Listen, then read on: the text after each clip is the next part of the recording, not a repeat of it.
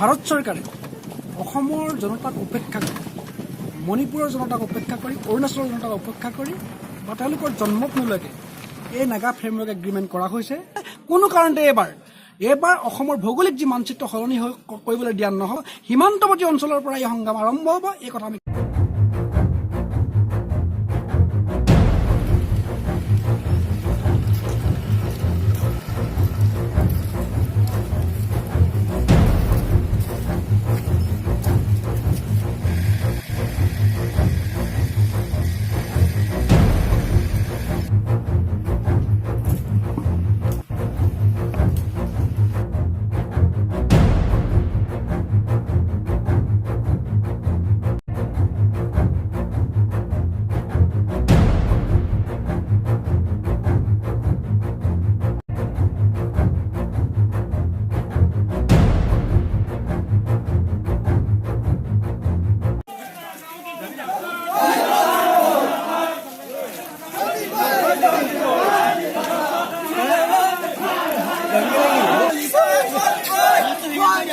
Punjab!